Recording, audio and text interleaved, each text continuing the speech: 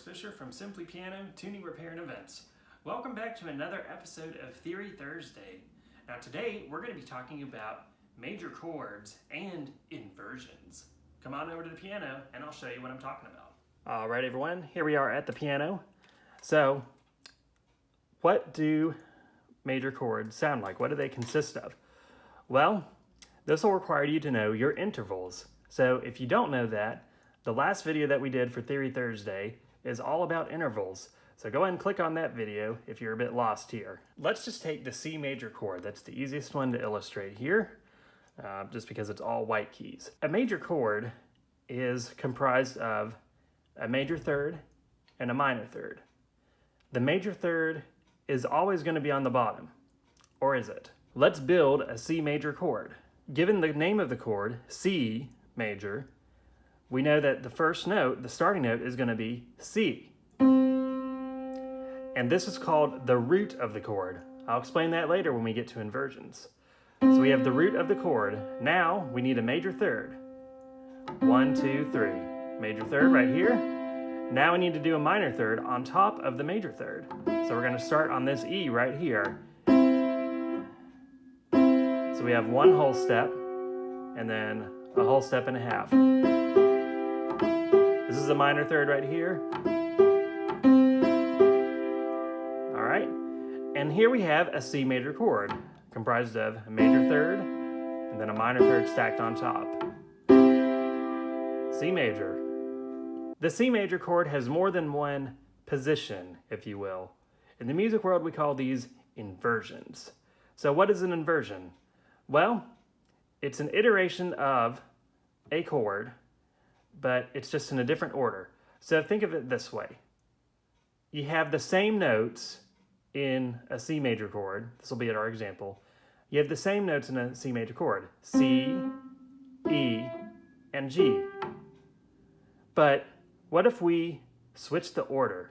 What if we rearrange those? What if we start with E? And then G, of course. So we still have that minor third. The minor third is on the bottom. That's why I said earlier, the major third isn't always going to be on the bottom. It depends on if you're doing an inversion or not. So we have the minor third, E and G. Now we know our last note is C. Well, this is the next C up. So we have E, G, C, and we have first inversion. The C, or the root note, is on the top. So this is first inversion. Now there's one more inversion that we can do as well. Now we've built the chord with C on the bottom and E on the bottom. Can you figure out what other position we could do? Let's try with G on the bottom. All right. So now we know we go up to this next C, of course, just like this first inversion. However, we're going to take this E and go up to the next octave. All right. So this is second inversion of C major. Now let's hear all these in a row. Root position, C. First inversion, C. The root is on the top. Second inversion, C. The root is in the middle. All right? All those have the same notes of C, E, and G in the C major chord. Let's look at one more chord as an example, just to show you that this formula works. So let's start with D. Let's just go up a whole step from C to D. All right? So in order to build a chord, a major chord, we know that D is going to be the root note. So we need to build it with first a major third. We know D is the bottom note, so let's count up 2 whole steps. 1, 2, and 3. We have F sharp, D and F sharp, that's our major third. Now from the F sharp, we need to count up a minor third. So that's 1 whole step and 1 half step. So we have 1 whole step and then a half. So this is the D major chord. Now remember, it's in root position, and we can play it in other inversions as well. D, F sharp, A. Those are the only required notes for this to be a major chord. They can be in any order. So let's go up to the first inversion. We'll have F sharp on the bottom. We know A is going to be on the top. So in one easy way to think about this, actually, is when you're changing inversions, you're just taking the bottom note and moving it up by 1 octave. All right, do you see what I did there?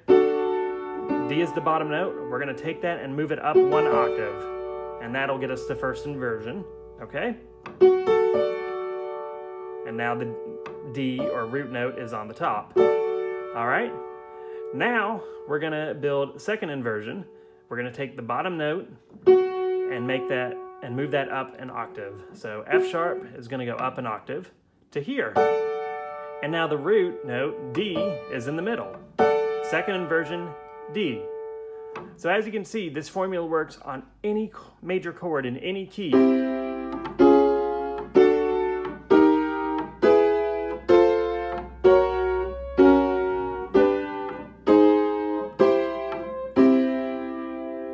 Hey guys, hope you enjoyed that episode of Theory Thursday. If you did enjoy it, please consider giving the video a like and subscribing to the channel so you don't miss any other videos that we post. We have other series on this channel, including Tuning Tuesday, where we go through how to tune a piano, and Music Monday, where I play various pieces of music. So if any of that interests you, please hit the subscribe button. And that's all I got for you. Goodbye.